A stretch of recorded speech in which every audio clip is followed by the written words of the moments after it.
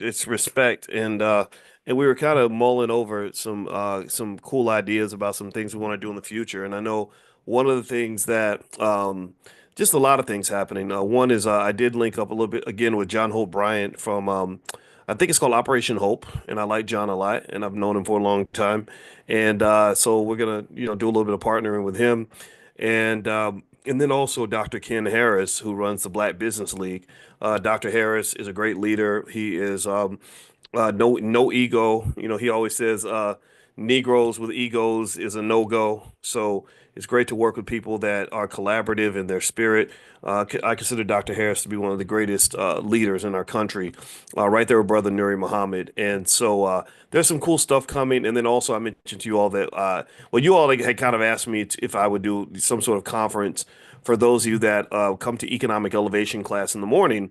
So I said, great, let's do that. So maybe we'll have like a Black Economic Elevation Summit or something. It's kind of cool, like a cool acronym, BEES, like bees, like we can all get together and bees in the trap. I don't know. Like I don't, that's a Nicki Minaj verse, but I don't know. So something fun like that, right? So we are going to do something like that. It's going to be in LA and we're aiming for February or January. So keep your ears out for that. I hope you guys would like to attend. It would basically be a weekend of just black on black networking, black on black connecting, black on black business, black on black encouragement, and also black on black knowledge. And so what I'm gonna ask you all to do is, if you want to come, get a deposit, put a deposit down so that we can take that money. We'll put it down on the hotel. We will lock it in. We will clear the space. And all I ask is that if you want to come out, you bring your family, bring people that also need to be exposed to these ideas, and we will help you. We will support you because it's kind of hard sometimes. It's really hard to get other people to kind of really see the obvious. And the obvious is pretty simple. Ain't nobody gonna save us but us. Give me a guess if you agree with that. Give me a guess if we're on the same page with that basic idea that if we want to be saved, we're going to have to do the job. We didn't create the mess for sure, but we are the ones that are going to have to clean it up. And also we have to believe that we can clean it up. I know we can clean it up. I know we can. I know that we have the ability to do whatever we put our minds to. And what's been so interesting about this whole emergence of the Trump presidency is I have two sets of friends. I got the friends that are really happy, and then I got the friends that are really sad. And one thing I've noticed is that my friends that are really sad are mobilizing. They're talking about doing all these things that we should have been doing a long time ago. They're talking about we got to get together, we got to fight this presidency, we got to organize as a community, we have to elevate ourselves. And I'm like, well, you should have did that, like you should have been doing that. Like, where did you ever get so comfortable, Negro, that you thought you didn't have to do that? That's the part that's confusing me. I don't know when we decided that racism was gone and that everybody loves us and that everything's gonna be good. So maybe a wake-up call is good. Dr. Ricky Jones, who is a political scientist out of the University of Louisville, and Ricky is an old friend of mine. I got linked back up with Ricky. I ain't talked to him in a long time, but he and I used to see Ricky when I was in grad school back at the University of Kentucky, and he was a hardworking guy, Morehouse man, studied his butt off, got out of school real fast. I remember being real impressed by that. And anyway, so Dr. Jones had some really interesting insights about that topic. He actually spoke at, I don't know what the event was, but it was in Louisville. Louisville's my city, and I love everybody there. And he really laid out some really good points about Black people in terms of what we have to think about and do in order for us to really prosper, whether it's under a Trump presidency or Obama. And he says sometimes those Paul Mooney Negro wake up calls can get us going. It can really get us where we need to be instead of us sitting around really thinking that these politicians are going to do for us what we can do for ourselves, right? So, and I know a lot of you are already doing it. A lot of you are already on their boat. A lot of you have been making money. We've been talking every single day about the stock market and crypto and those markets and the opportunities there. And here's the interesting thing too. I want to share this with you. And by the way, if you want to see what Dr. Jones said, I put it on my Instagram page. My Instagram is Dr. Boyce Finance, and I have a backup Instagram. I had to have a backup because they took my other page down. I had 700,000 followers. I had to start over from scratch. That kind of sucked. But my backup page is Dr. Boyce Money. So when they come and get me again, that's where you can go and find me there too. But did y'all know that the average American, check this out. So this is something to share whenever people tell you that we don't have enough money to invest or to buy the crypto and stuff like that. Did you know the average American spends about $1,200 a year on fast food? The average American spends $1,100 a year on coffee. We spend $550 per month on car notes. That's used car notes, not new car notes. The average American spends $452 a month on a lease car note, but that number's gone up because of inflation. And we also spend $500 a year for our kids to play football, play basketball, or go to cheerleading camp. How many of you got kids that do one of those things? Football, basketball, cheerleading camp, tennis camp, golf camp, math camp. Anybody got kids, grandkids that have all those expensive things? Any of the above? Okay, Linda says none of the above. Okay, anybody got kids that are active? Our kids are active. All right, one of our kids is a dancer. We go to dance nationals, and it's such a racket. It's so crazy. They charge the parents all this money, and I really thought it was weird that they had nationals and everybody from the nationals was in Illinois, and I said they don't have good dancers in Hawaii and California and South Dakota. So basically, they call everything nationals. So they have nationals like once a month, it seems like, and it's a money thing, right? It's a money racket. Well, the thing is that the biggest thing about that is that as you sort of explore this, you will realize that if we invested the same amount of money to get our kids ready by investing, if we invested that same amount and bought them stock in addition to the dance camps and the football camps and everything else, it's going to last them for the rest of their life, right? It's going to get them really, really prepared in a magical way for the future. You'd be amazed at what stock can do if you just buy it consistently and let it sit there. In fact, most of you, I guarantee you that if you'd taken the same amount of money that a lot of us might spend on dance camp or basketball camp, and you put that same amount of money into, say, some S&P 500 companies, maybe some Nvidia, maybe some Disney, maybe some Walmart, you would find that your wealth would have grown astronomically. Or if you just bought a little bit of Bitcoin every week consistently for the last 7 or 8 years, that will be tens of thousands, if not hundreds of thousands of dollars. So never ever let anybody make you think that the money's not out there. The money's out there. You just got to go out there and get it. All right. So with that said, let's jump in. What we're gonna do is we're gonna read Dr. Claude Anderson's book. The book is called The Black History Reader. And so, even though under a Trump administration, I can only imagine what they're going to do in terms of taking Black history out of the public schools.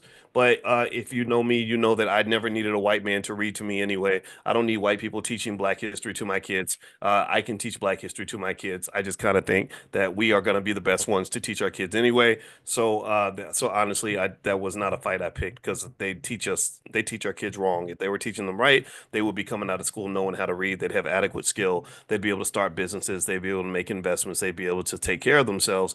A lot of these kids can't. A lot of them can't even write cursive. They can't even write cursive. So if there's ever a time for us to have a takeover of Black education, it would be now. I'm available right here every single morning for you and your family, right online. Our Money in the Morning financial consciousness training, the economic elevation class is free. And it usually 99% of the time is kid friendly. If I slip in a word I shouldn't say, I try to correct myself, but it's right there. You got access to college professors in your house right there. You can live in Alaska and have access to a college professor every day right there. And I could put more financial information in their head in 6 months than they would learn in an entire 20-year period under normal circumstances. So the resources are there. No excuses. The only thing stopping it is you. You're the only one who might stand in the way of making that happen. And I encourage you never ever do that. Like go get it, make it happen. All right. So anyway, all right. So let me all right. So in our Powernomics training. One of the things I thought about, and I want to read this section with Dr. Claude Anderson, where he talks about labor unions, and he gives this interesting history. He always gives that history that you'll never learn in school. And one thing he talks about is the history of Black people and labor unions. And I think this is interesting when you have this conversation about Black jobs. That Black jobs conversation was a big one. A lot of people had a lot to say about Black jobs. This is my Black job, and what do you do for your Black job, and all that stuff. And I think that's fine. And I'm gonna just have to tell you the truth that Black jobs don't build Black wealth. Just to be clear, Black jobs don't build Black wealth. So if I have a choice between a Black job and Black wealth, I'm gonna pick Black wealth. Black jobs, and also what's really been unfortunate is Black jobs also require this thing called student loans, and student loans are arguably the biggest Black wealth killer in America. So you get student loans to get a Black job, and you never build Black wealth.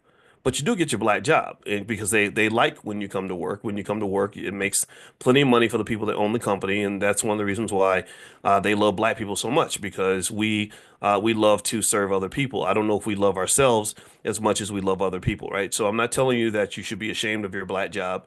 You should be happy. You know, we all got to count our blessings, but I also want you to aim for some black wealth to go with that black job. A black job does not automatically lead to black wealth. It only creates the opportunity for black wealth. So the opportunity to build wealth is not the same as actually building it. Does that make sense? Give me a yes if that makes sense. Okay, so let's talk about black jobs, and we're going to talk about labor unions and read what Dr. Claude Anderson has to say. So here's what he says. He says, this is question 70 on page 203 of his book, The Black History Reader. The Black History Reader can be purchased at powernomics.com. So feel free to go to his website. We got to make it rain and support this man. He's a great individual. All right, so here's what it says under question 70. It says, have labor unions been an ally of black workers? Well, this is interesting because when I think about unions, I think about things like the teachers union in Chicago and how they fight, you know, pretty heavily for their favorite political party. And I don't know if the kids are getting the short end of the stick or not. I kind of think that they are. When you have a lot of schools where a lot of the kids can't even read or do math at grade level, that's a problem. So it says here, the first unions in America can be traced to the colonial period when European immigrants began forming trade unions. The early European immigrants were forming unions at the same time that leaders of the country were institutionalizing blacks as slaves. So, as we were being brought into slavery, they were forming labor unions. Okay, so we kind of arrived late to the economic party. Over the course of several centuries, the relationship between white unions and black workers mirrored and reinforced how white mainstream society viewed black Americans. White unions have consistently used their collective powers and relationships with white owned businesses to maintain the status of racial disparities. So, according to Dr. Anderson, labor unions were not the friend of black people. Black workers did gain some benefits from union activities during the 1960s Black Civil Rights Movement. The only time in the nation's history that blacks had full time employment opportunities was during slavery as slaves. So the only time America offered you a full-time black job on a regular basis was during slavery. All right. So for blacks to get full union membership and benefits in the short time period between the mid 1950s and 60s, as the nation's industrial economy was declining, is a bit like being invited to a major buffet dinner after the food has been picked over and the guests are leaving. So he's saying that we got invited to the economic party pretty late in the game. That when we arrived, a lot of these unions already had established relationships with business, with society, with the government, and we ended up sort of, you know, kind of getting the late end of the short end of the stick. Okay, so this is what Dr. Anderson's saying here. And by the way, for those who just arrived, you're not late. We just started a few minutes ago. Let's see. It says here, after slavery officially ended, blacks have had limited or no access to jobs. In post slavery, when blacks had slightly improved access to jobs, unions and blue collar businesses began disappearing. Exclusion by white unions led to two periods in history when blacks formed their own separate unions. Didn't know that. Right? Check that out. Did y'all know that? How many of y'all knew that? That we had our own labor unions? We had our own everything at one point. We used to own all kinds of stuff. Let's see here. So exclusion by white unions led to two periods in history when blacks formed their own separate unions after the Civil War and again after World War One. Prior to the Civil War, 5 out of every 6 craftsmen in the South were black. Did y'all know that? So we had a lot of skilled labor back then. We probably had more skilled labor back then than we have right now. Isn't that fascinating? That literally, I mean, has anybody else noticed that? That, you know, the skilled trades have kind of disappeared. And we have millions of kids that are coming out of these public schools that have no skill at all. How are you going to provide for a family if you ain't got no skill? How are you going to make an income if you ain't got no skill?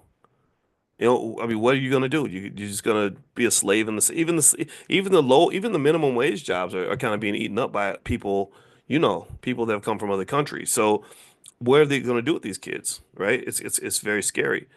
So he says here, they were skilled slaves who did the farming and were the blacksmiths, furniture makers, and tailors. At the close of the Civil War, so many European immigrants had been recruited to the country that only 1 out of every 20 working craftsmen was black.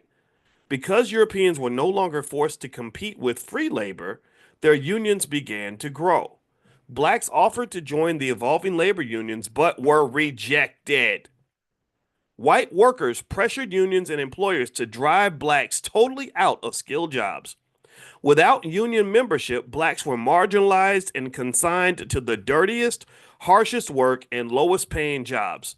Regardless of where or when they were lucky enough to find work, they were paid to one third to one half of what white workers were typically paid. And I've heard that story a lot. And I'm talking about 20th century, late 20th century, after the 1950s, 1960s. I've heard stories.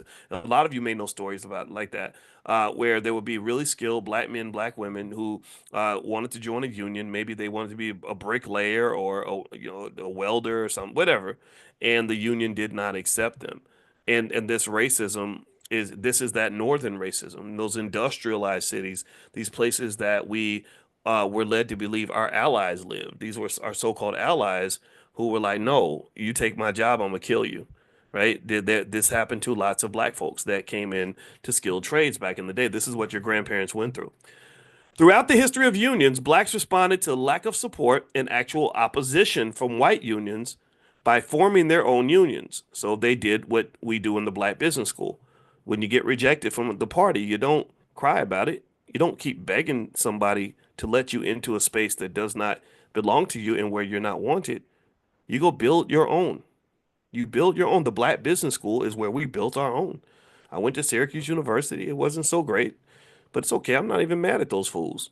I built my own. I said we're better than you at this anyway. You're not, we're better at black wealth than you. We're 100 times better than you. So why am I gonna sit around? Seriously, why would you, if you got a lick of self-esteem in your body, why would you sit around bootlicking somebody, begging them to let you into a space where all they're gonna do is treat you like crap? That's not of interest to me. I think that's beneath us. I think that we have to have some pride. Talk about black jobs. Let's get some black pride up in here. How about that? Can we agree on that? That maybe we can be proud enough to see our own worth? Do you see your own value? Because I guarantee you that if you see your own worth, then you won't even see the rejection. You won't care. You'll say, "Well, that's your loss." Right? If a girl don't want to date you and you see your worth, you're gonna say, "Ah, well, shoot, I would have if I was you, I would have dated me." That's how I've been. And when I was younger, when my self-esteem was low, I'd be like, "Oh, why don't you like me? Is something wrong with me? I ain't tall enough." Because I last time I checked, I've been 5'8" my whole life. I believe I'm 6'3", but they keep telling me I'm 5'8", and that's just fake news. That's fake news. But if you assume that they're telling the truth that I'm really 5'8", let me tell you a little secret. I've been 5'8" a long time. I've been 5'8" my whole life. And when I knew my worth, when I knew what kind of man I could be, when I knew what kind of love I could give, when I knew what kind of intelligence I had, when I knew that I knew how to go out and make some money, and I knew that I had a lot of things to offer, I never, ever, ever spent too much time being sad when somebody did not want me. When I was single, if a woman did not want me, I would say, well, good luck to you. You just passed up an opportunity, but I wish you the best. I'm not even going to tell you that you passed up an opportunity because I want to go find somebody who can appreciate it and see the same value that I know already exists within all this chocolate deliciousness. That was my thinking. It sounds arrogant, but really and I think that that can apply to everything. That can apply to everything. I think that here's the deal. I'm telling you, I think so much of this racism stuff it's calls for a massive exercise in black self-esteem. I told y'all from the beginning, right? We talk about this a lot. I think the simplest answers are usually the best. Love. Love conquers all. Love is a type of energy. If you shape it into what you need it to be in that particular situation, whether it's self-love, love for others, love for God, love for your dream, love of your kids, love will usually give you a superpower that will help you overcome any negativity, any ridiculous, any coonery, buffoonery that you run into. So when I learned to love myself, I feared nothing. There was nothing I'm afraid of because I believe in the power of that love that I have. Love for you, love for us, love for this, love for the vision. I love all of this. And I love you as much as I love Boyce, and I love Boyce a lot. Because I know if I don't love Boyce, ain't nobody else gonna love him. So I think you want to make yourself lovable. I think in this situation, what I loved about, see, here's what I love about the ancestors and the elders before integration is that some of them had enough self-love and self-respect to say, okay, you don't want us here? We're going to go build our own. And we're not just going to build our own, but what we build will probably be better than what you have anyway. Because we learned the best of what you have to offer, but we never taught you the best that we have to offer because you wasn't listening to us. And they went off and they built Black Wall Street in Tulsa, Oklahoma, which is an economic model that was greater than damn near anything they had going on White Wall Street. Right? We built some of the best things on earth. And so when you focus on your own value, when you really see your value, I'm telling you, when you see your value, rejection doesn't affect you as much as it might have before. So that's it. I was joking about the dating stuff, but honestly, that's really true. I really would just be like, wow, okay, well, thank you for your time. It was awesome. I wish you the best. I'm sorry. I feel bad for you because you don't see what's here, but it's okay because somebody will. Okay. So the same thing should be true when you're looking for your black job and they don't see your worth and they don't offer you what you deserve. Well, you pour into yourself. Keep investing in yourself. Invest in that little business that you got and make it into something that people are going to want to be a part of. Go build a table. I want millions of our kids to not be fighting for a seat at the table. I want millions of our kids to be building tables and teach other people to fight for a seat at their table. If your table is good enough, somebody will fight for a seat at your table. So let me keep going. Let me keep going. All right. So here, on page 204 of the Black History Reader, you can find a copy of powernomics.com. Dr. Anderson says this. He says, at the close of the Civil War, so many European immigrants have been recruited to the U.S. that black craftsmen were only one out of every 20. Because Europeans were no longer forced to compete with free labor, their unions began to grow. Blacks offered to join the unions but were rejected. We mentioned that. Okay, so throughout the history of unions, blacks responded to the lack of support and actual opposition from white unions by forming their own labor unions. In 1870, they established the Bureau of Labor, a national labor organization that supported local chapters under the aegis of the National Labor Union. Within 4 years, the Bureau of Labor had a 90,000 black membership. 90,000 skilled workers, skilled black people, intelligent black people from 100 years ago, over 100, 150 years ago. How about that? So y'all ain't nothing, we ain't nothing new. We ain't special. They've been having intelligent black people. We go back 100,000 years. However, white employers marginalized and misused black unions and black workers. There were numerous times, for instance, when black workers were intentionally hired and set up as strike breakers by white businesses. Yeah, that's not a surprise. The National Labor Union effort soon folded. The American Federation of Labor, the largest and one of the oldest white unions, promised to accept black membership and treat blacks fairly. Doesn't that sound familiar? But by the turn of the 20th century, they bowed to pressure to exclude blacks from membership. So remember, the person that has the power to feed you is also the person that has the power to starve you. This is another example of integration gone wrong. For the next 50 years, or up to until the late 1950s, white unions did not consider blacks at all, and blacks were unsuccessful in organizing and managing their own unions. At the time, labor unions began to weaken, and blacks began seeking civil service jobs. By the mid 1970s, nearly 67% of black Americans were working in some level of federal, state, county, or city government. That precipitated a conservative backlash against the number of blacks employed in government jobs. Conservative whites had viewed unions and government civil service jobs as positive opportunities when they were exclusive to whites. Anti-union and anti-government sentiments reflected an anti-black bias. Increasingly, as blacks are displaced by Hispanics, Asians, and Arabs, those groups will become more prominent in and will dominate unions and civil service. When that happens, conservatives will no longer be anti-union and anti-government. In a final analysis, from prior to the Civil War of the 1860s until the 1960 Civil Rights Movement, white unions and businesses collectively used a number of tactics to eliminate or limit blacks as a competitive workforce in the marketplace.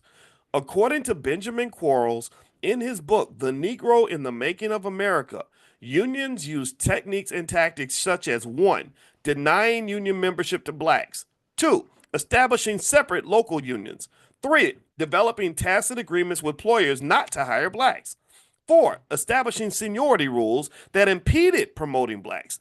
5, establishing racially exclusive licensing boards. 6, refusing to accept blacks to apprenticeship programs. 7, denying union benefits to blacks. 8, denying them access to union halls where hiring took place. And 9, shutting blacks out of collective bargaining benefits.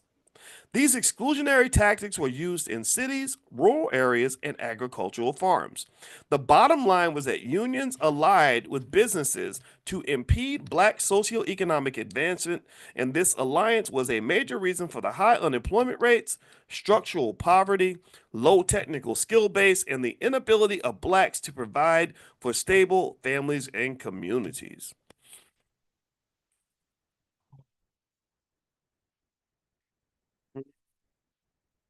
Okay, all right. So much for the black jobs. Ain't that something else? And that part about the government was interesting. Ooh, buddy. Mm. I didn't know that 70 at one point 70% of black people work for the government. That's a big number. Interesting. Well, that ain't gonna happen under Donald Trump, is it? What you gonna do now? What do we do now? I don't know. I mean, I don't know. I mean, if you want to know if I'm happy or sad about a Trump presidency, I'm not happy under any of the presidencies. I'm always fighting for dear life. I kind of feel like, if you're black and you get comfortable because anybody's in office, I feel sorry for you because I don't think there's anything in that system that's really there for you. I think benign neglect is something that both parties do, and they just do it in different ways. So some of you I know have made money since Trump got elected because I've been telling y'all to invest in the stock market. I've been saying it every single day for the last 22 years or something like that. Maybe however long I've been talking. What is this, 2024? I guess I started talking online about '07, 2007. I've been talking about stocks publicly since about 2006. 2005 actually. 2006 is when I went on the Wendy Williams show. So it must have been 2005. So I've been repeating this every day, right? And some of you listened, and I know some of you made money from that. And I can tell you in this country, the only way to really make real money is as an investor. If you have a black job and you're not investing, you probably won't ever be wealthy. Maybe you can try your best, you can save your butt off, but the reason the saving doesn't work is because of inflation. Inflation eats away at your money, and wages don't go up. So saving is very, very hard to build wealth by saving because they eat through your money with inflation. But then also on top of that, you just have the price of everything going up, and or which is inflation. But then as that's going up, you have to have some sort of mechanism that's allowing you to get on the financial superhighway. You have to have something that's going to make money in your sleep, something that's going to give you access to capital gains. Also, you do live in a country where tax breaks are given to people who own businesses. So I think just as an emergency mandate, I encourage any family listening to have a family meeting and say, okay, how do we start an LLC? That's it. How do we start an LLC? And then we figure out what kind of business we want to do together as a family. There's money out there, but it's not in the labor force. It's unfortunate. It's unfortunate because it's not that the thing about unions that's really interesting is America went through a period in the 1970s and 1980s where the conservatives got together and said we're going to just destroy labor unions. And even though there's the racism, the racial history of labor unions, which I think is very unfair, I'm pro union. I'm pro worker. Because I think we can have wealth and still have workers' rights at the same time.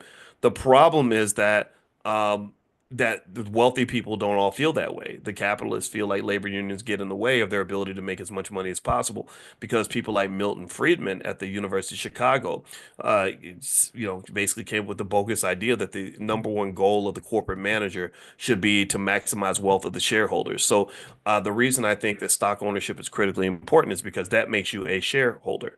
If you buy shares of stock in a company, you are a shareholder. So their goal is to make you as rich as possible. So if you are the worker, their goal is to make you as broke as possible. Their goal is to pay you the bare minimum that they have to pay you to get you to go to work every day. And also in the midst of that, keep you in deep debt and financial desperation. So black jobs, student loans and black jobs is not a pathway to wealth. It's a pathway to It's a pathway to survival, perhaps. There's a lot of anxiety, economic stress that comes, and a lot of fear. And to some extent, it's a little bit like an economic prison. And let me explain why. The reason that your black job and your student loans are a little bit like an economic prison is because I remember my friend. I had a friend that went to prison for 20 something years. I got to know him after he got out of prison. He was a good guy. He had reformed and everything, but he killed somebody and he got 23 years. So anyway, he got out 23 years later, and one of the things he told me about his experience in prison that made it so hard was that it was the fact that every day he knew that was the day he might die, right? Horrible things happen in prison. I understand when we get, when we're really fighting against police brutality and police shootings, but I can tell you, I'm waiting for the real movement where we go into the prisons and start dealing with how people are treated inside the prisons. There's a lot of sexual assault, people getting stabbed and killed and beaten up by the guards, beaten up by other inmates. A lot of this happens. And one thing that he said that was the scariest part about being in prison is that just didn't know which day was the day where somebody was going to decide, hey, I'm going to stab you today, right? And so living on just sort of the edge of that anxiety really affected his mental health, as you can imagine. And in a way, I kind of feel like with your black job, and if you have the black job and you don't have any other streams of income, you have one stream of income that's controlled by your massa, and you never know what day they're going to just decide to shank you. Like you never know what day is the day where they let you know we're downsizing. Your performance review wasn't good enough. We fired you on your day off, and that is scary as hell. That does create anxiety. It makes people very, very nervous. There's a lot of trauma associated with the idea that you don't know what day something horrible is going to happen to you. And so what I would say is that if you really want to talk about why things like financial security, investing, multiple streams of income should not just be mandatory but is also beneficial is that it's not just good for your financial health, it's also good for your mental health. Peace in itself is an asset that money cannot buy. Just knowing that you're going to be okay no matter what, it's not just something you should pursue for yourself, but I think that's a wonderful gift to give to your children. I think if I'm raising a kid, I wish I could. I would sometimes in my head I imagine I'm 22 years old again. If I was 22, I would meet me an amazing, intelligent black woman, hopefully my wife, and I would go have like 7 or 8 kids, and I would homeschool all my kids. And one of the most important things I would teach my kids is you gotta have multiple streams of income. If you don't have multiple streams of income, you are in danger. Your house has to have multiple streams of income that starts with maybe a husband and a wife. So we're gonna try to be avoid the whole baby mama, baby daddy epidemic in America. One that right there is economically dangerous and psychologically dangerous. But then on top of that, but remember, there's ways around this, right? So we're also going to have a side hustle or two to generate extra income. We're going to have real estate that's going to generate extra income. We're going to have some stocks that generate extra income. And so what that means is that if Massa decides he wants to fire me that day, I'm not ready to go jump off a bridge. I'm not losing it. I'm not just freaking out because I'm okay and I'm prepared. And then also on top of that, AJ says you can virtually adopt my 9-year-old. Done, done. Bring him to class. Bring him to class. I love being a dad. I don't know why these guys complain about like kids and stuff. Like I think kids are awesome. I love mentoring black kids. Bring your kids. Bring your kids. Like 'cause I just to me pouring into the children in a positive way is how we get to live forever because they're going to be doing stuff that we won't be able to do anymore. Pretty soon we'll be old or dead, and they're going to be here. And it just the small probability that there might be some child 70 years from now that is reciting these ideas and saying that this is where they came from makes me very, very happy. It makes me very fulfilled. So thank you. I appreciate that because you are talking to a man where the only void in my soul is that I didn't have more children because I was so busy working, and I really wish I could take that back. That's the one regret that I do have. I'm going to admit that. So anyway, with that said, let's keep going. The multiple streams of income must be mandatory. You have to just talk about that, preach that, explain that, put them in spaces where they can learn how to do that. And then what happens is you create something in finance that we call a portfolio. A portfolio has something called diversification. Diversification is all diversification means is that you ain't putting all your eggs in one basket. And then what's really crazy about being black is that we're not just trained to put all our eggs in one basket. We're trained to put all of our eggs in Massa's basket. And Massa don't even like you. How who said it was logical to have your whole financial security and your whole psychological well-being in the hands of people that have never ever given you peace in the last 400 years? So if you have a job, you still need to be an investor. If even if you have a job, you should still be trying to own real estate. If you have a job, you should still be thinking about the side hustle and multiple streams of income. You should always have a plan B and a plan C because sometimes plan A does not work out. Okay? And really that diversification actually can start with just who am I going to have kids with? I'm not going to sleep with somebody just because they cute and the sex is good. I need to understand when they say ain't nothing going on but the rent. Yeah, financial security is a real thing. If you don't care about it for yourself, at least care about that for your kids. So no, I'm sorry. I'm old school. I'm one of those guys that says I think a smart woman would never lay down with a loser. Yeah, you measure his earning potential. You pay attention to that, but also look at what kind of man he is, not just how much money he's got. Same thing is true for men, vice versa. Vice versa. So let me keep going. Let me keep reading. And by the way, in case you don't know, tomorrow we're doing the special event at 8 o'clock. It's called How to Turn Your Child into a Millionaire. And that is where we're going to cover three proprietary models that we put together in the Black Business School that are very simple. You can put them on your refrigerator.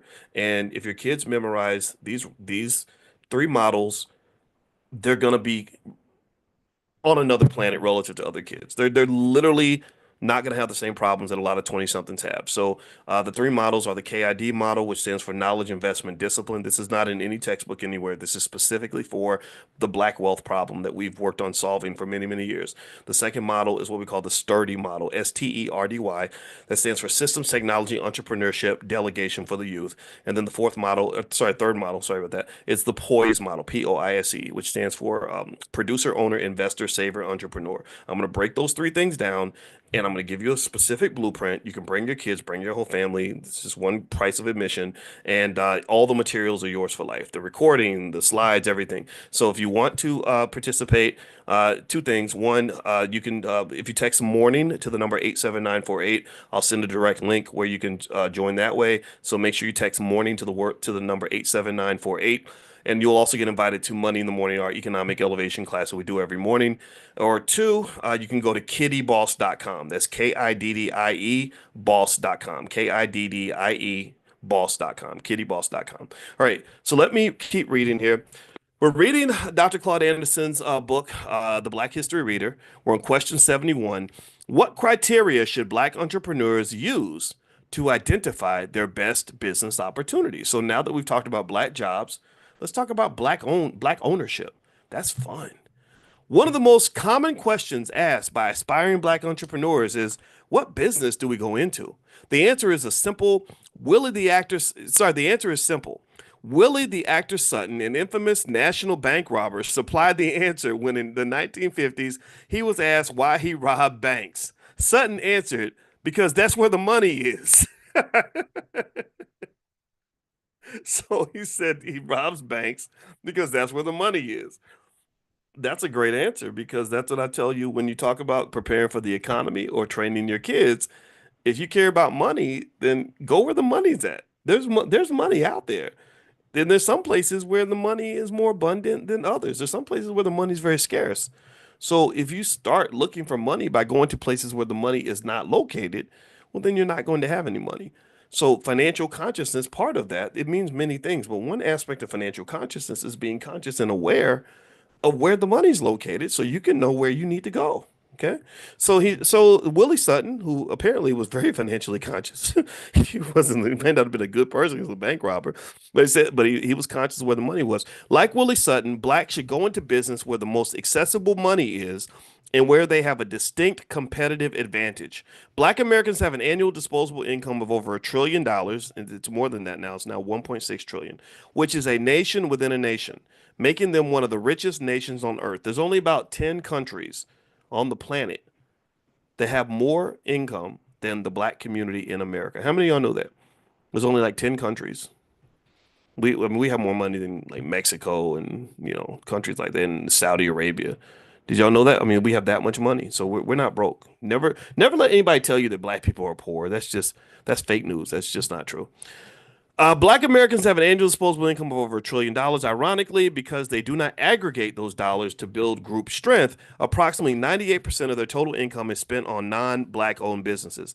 The biggest and most accessible pot of money that a black business owner should have a good chance to capture is the money held in the hands of black consumers. Blacks could dramatically increase the group benefits of their consumer based dollars if black merchants and black consumers practice group based economics using the advantages of home court leverage and cultural buying patterns of their own people. If black Americans practiced economic nationalism and protected their aggregated resources, it wouldn't be so easy for non black businesses to capture black consumer dollars and weaken the group socially and economically. To provide a protective environment for black businesses, the group should model the historical patterns of ethnic immigrants and build business enclaves. Immigrants historically built business enclaves inside of their residential communities, primarily because they felt safer doing business with their own people. They wanted to circulate their money through the hands of their own people, and it was a form of protection. Institutional racism, by design, will establish black neighborhoods and establish captive black consumer markets. Without black owned businesses in those neighborhoods, the annual disposable black consumer dollars are up for grabs for whomever wants them. Blacks as a group must support black entrepreneurship by building black business districts in which they can physically aggregate and practice group based economics. The reality is that because blacks do not have communities, it is not always easy to support black businesses. Most black shoppers are unwilling to crisscross all across town in search of a black business. But you have the internet now, so you don't have to go across town. Or if you go to the All Black National Convention, there were black businesses everywhere there, right? Black people that you can connect with and network with, so that you can help each other fulfill needs. I went down to Black Diamond Weekend. I spoke in Norfolk. I want to say it's not Norfolk. It was near Norfolk. I think like Hampton Roads in that area. And the owner of the Black brand down there that ran the Black Diamond Weekend, I talked to her about forming relationships so that we can all support each other, right? So these networks are really important for you. So form your networks. Come to events with the specific goal of finding people that you can connect to and know about, and they can know about you, and you can talk to each other, and you can help each other to build wealth. All right, so let's see here. Um, let's see. Blacks as a group must support black entrepreneurship by building black business districts in which they can physically aggregate and practice group-based economics. The reality is that because blacks do not have communities, it is not always easy to support black-owned businesses. I mentioned that. Okay, so most black shoppers are unwilling to crisscross across town. I already mentioned that. However, when they aggregate into a black business district or enclave, blacks who may live in scattered locations can demonstrate their broad sense of community by supporting the black businesses in those districts or enclaves. The businesses that are the most important to locate in the district are the ones that meet general consumer needs and are based on cultural characteristics. The criteria that black entrepreneurs should use to identify their best business opportunities ought to be structured on two key powernomics elements. One, build businesses based upon the group's competitive advantages, and two, dominate in businesses where your group dominates in population and consumer spending patterns. So he's saying that wherever you spend your money is where you should have black owned businesses. Like we spend a lot of money on black hair. We should be owning businesses in that industry. We should be specifically focusing on black owned businesses in the black hair care industry, for example. Building businesses based upon competitive advantages. A group competitive advantage comes out whenever the group owns and controls. That's it. You don't get power from the jobs. You get power when you own and control things. So we have to have owners in the community. Blacks have a decisive competitive advantage when they are the majority population and choose to act like the majority and produce and consume in their own best interests. Majority status establishes a potential baseline of income for the community and its businesses. Blacks have unique hair. We talked about hair. That should be a competitive advantage that they own and control. It is something the group owns and should control, and it should be a competitive advantage. Blacks, therefore, should own and control hair salons, wigs, hair products, and every aspect of black hair. Competitive advantages also come from what the group produces. Blacks generate music, dance, clothing, and other distinctive cultural products. For aspiring black entrepreneurs to practice group based economics, they must identify the competitive advantages of their race and communities, then capture those disposable consumer dollars. Black dollars should revolve around the community at least 8 to 12 times before leaving. Revolving disposable dollars would enrich the community and businesses by a factor of the number of times that it revolves. Let me explain what that means. It means that even if you have $1, you can do like Jesus did in the Bible, and you can easily turn that $1 into $6 or $7 or $5 or something. What does that mean? Well, a dollar is something that doesn't disappear just because you spent it. Just because I went to Walmart and gave them a dollar, that doesn't mean my dollar dies. A dollar has a life cycle. That dollar going to go through many people's hands. It's like if you date a man who's a Rolling Stone, you're just one of many that's going to cross his path. So our dollars are like Rolling Stones, and so basically, when you spend a dollar with your community, what happens is that if I give my dollar to a black person in the black community and they have the same idea as me and they give their dollar to another black person and they give their dollar to another black person, that dollar isn't just $1. That dollar becomes six, seven, eight, nine, $10. It's like clothes. See, when you waste dollars, when you spend dollars on businesses that don't have an invested interest in circling that dollar back in the community, here's what you're doing. And this is why this leads to a massive loss of wealth. What you're doing is you're kind of doing what Allen Iverson used to do in the NBA, and why Allen Iverson eventually lost all his money. He's got more money now because of a Reebok deal or something. But for the most part, Allen Iverson should be a billionaire right now. He's not a billionaire. He probably never will be, but I'm not disrespecting Allen. He was a great basketball player, but not so great with money. And let me tell you why. One thing that Allen used to do was he used to go to a city, from what I understood, from what I remember reading, and he would buy a bunch of clothes. He would wear the clothes one time, and then he would leave the clothes in the hotel room, and then buy a whole new wardrobe in the next city because he thought that that made sense because he was a 23-year-old and he was making millions of dollars, and he didn't have the financial consciousness. Unfortunately, nobody ever, they taught him a lot about basketball. His basketball awareness was off the chart, but his ability to play that game of economics might have been somewhat limited. I'm not disrespecting him. He's a great player, loved him, tremendous toughness, but the economic side he was kind of lacking, right? The skill set wasn't quite there. I wish I could have been an advisor to him at that time, because we could have built $1 billion empire that he and his family could enjoy for the next 10 generations. But instead, we've got a story that wasn't what it should have been. So when you spend a dollar and you go to Walmart or Target, or you go to the Korean store that's selling you the hair care products, in many cases they don't put that dollar back in the community. Why would they do that? They don't have any obligation. Their goal is to take your money, not give it right back. So that dollar is going to disappear, just like Allen's clothes. He wears it once and then it's done. But really, what's more logical? What's more logical is that if I buy an outfit, I'm not planning to wear the outfit one time and then buy a new outfit. That's expensive. It's very, very hard to maintain. Clothes, if you wear your drawers once and then you never wear them again, you're gonna always be shopping. And eventually you're gonna have to walk around naked because you ain't got no clothes in the closet because you don't have money to buy a new wardrobe that day.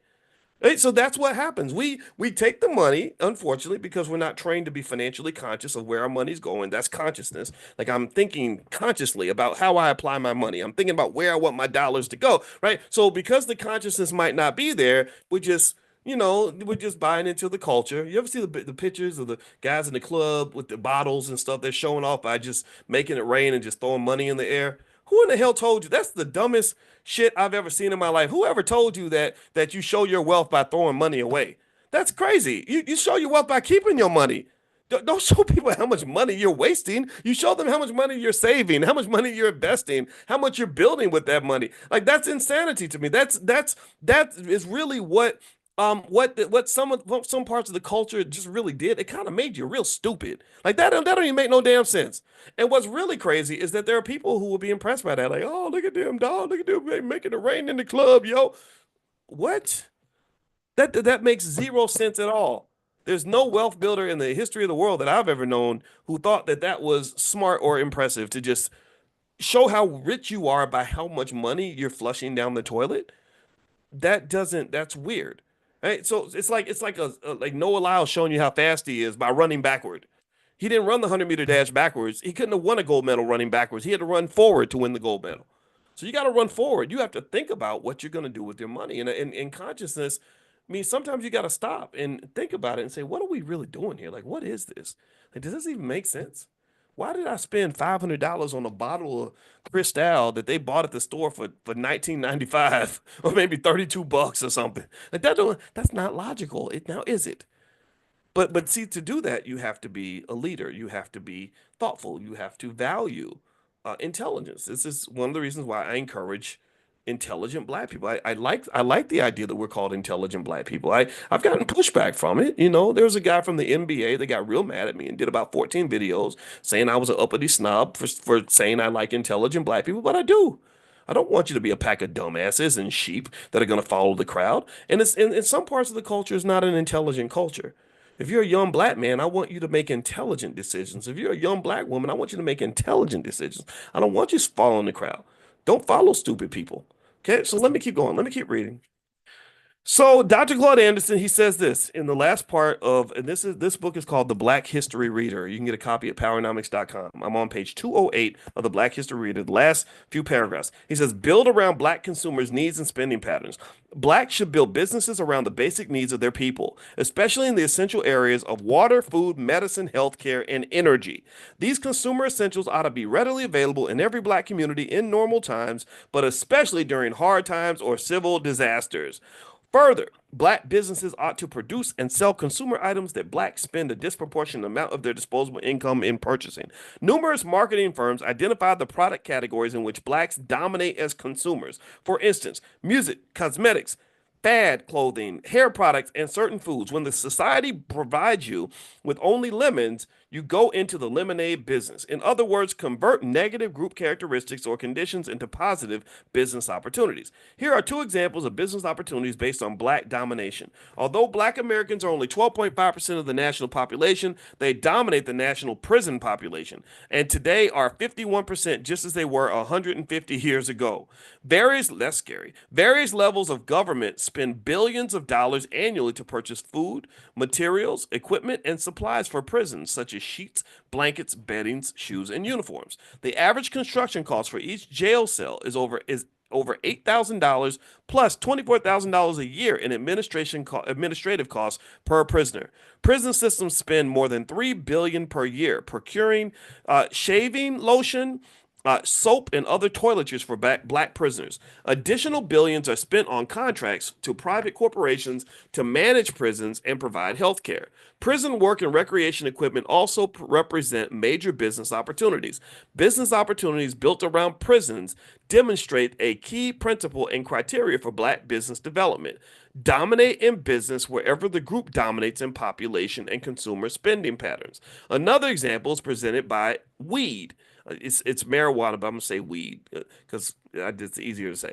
Blacks are more likely than other groups to be arrested for the use and sale of weed. Raising weed for recreational and medical purposes will become a major revenue-producing industry. Blacks should be preparing to build vertical business opportunities in this field where they dominate as consumers. But don't be sitting around smoking weed all day. I don't know if that's so good for you. You're thinking, but no disrespect to those who smoke. I'm not hating on you at all. I just don't be smoking all the time, right?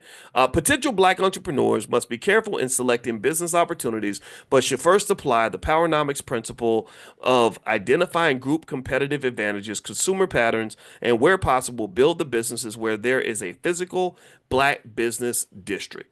So that's what Dr. Anderson has to say about that today.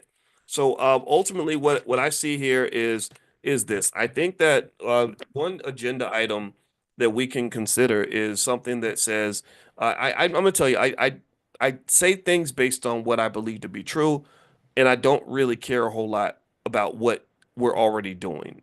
If what we're already doing isn't working, I want to throw it to the side and do something different. So, one of the most important things for a young black child to have is not just a college degree with all the student loans so they can get a black job. That must be supplemented with the ability to start a black-owned business and also that ability to have relationships with other people that can help them to grow in that particular regard. So if you want to know what a financial security might look like, it is a 25-year-old black woman whose parents have been buying stock for her since she was a baby. So she's got, a couple $100,000 in liquid assets. She also has some education, some of it given by us, maybe some of it given by the system. She also has some ownership in some real estate. She has her stock ownership. She also has the ability to start her own business, which she's already doing with a couple of her friends. And then maybe she also has a job to go with that. There's nothing wrong with having a job. But the difference is that she is in a position where she's doing things in life because she wants to, not because she has to. That's a very big difference. When you have to do things, that feels like slavery, that feels like oppression. But when you choose to do those things, it could be the same amount of work. I work hard every day. I work very, very hard every day. But there's a difference. When I'm forced to work hard, I don't want to do it. I don't want to be told what to do. I don't like being ordered around. But when I'm making the choice to work hard, then it becomes a joy. So I haven't really had a job for a very long time. I don't really work every day. It doesn't feel like work because this is very natural for me and it's something that I enjoy. If I get tired and I don't like it, then I stop doing it or I go take a break. Do you understand? So I think that giving that freedom to our kids and to our families, I think that that's something that's easily done, but we have to sort of break some of the old habits and prepare. You have to prepare. If you don't prepare, then bad things are going to happen. And lots of bad things happen to us because we are kind of operating in enemy territory. Some would say that, especially now. Maybe some of you are feeling bad because Trump got elected. I'm gonna tell you the truth. I don't care. I don't care. If Kamala got elected, I would say the same thing. If Trump gets elected, I say the same thing. At the end of the day, whatever they give to you, they can take it right back. So you got to give something to yourself. And wealth is the clearest pathway to making that happen. Okay. Do we agree? Let me know if you agree with what I'm saying or some of it, or you at least hear what I'm saying. You don't have to agree with everything. I'm not perfect, but I hope that we're on the same page. Okay. So, anyway, so don't forget tomorrow night at 8 o'clock, we're doing the special event, How to Turn Your Child into a Millionaire. If you want to go take a look at that, you can go to kiddieboss.com, KIDDIE, that's IE, kiddieboss.com. Also, if you text the word morning to the number 87948, I will send you a link where you can join us for tomorrow morning's Money in the Morning. Next week, we're going to actually have a guest, Asha Castleberry, who I've known a long time. She's a high-ranking military commander, and she is an expert on national security. And I've known Asha since she was 22 years old in college. We actually met in China, believe it or not, and in 2006. And now I think Asha, I guess what that's 18 years later. So I guess Asha's probably over 40. She's super smart. She served her country, and I'm very proud of her and I have a lot of respect for her. And she's going to talk about what black people need to know about national security and some of the things that maybe you're not going to see in mainstream TV, but these are things that you really got to understand. So Asha is going to be one of our guests for next week for class. So I just want to let you guys know that. All right. So anyway, have a good night, everybody. God bless you. Thank you so much for hanging out and listening. And I will see you all tomorrow morning. So tomorrow morning at 10 a.m., I'll send out a text to you and let you guys know the class is starting. So have a good night, everybody. I'll see you soon.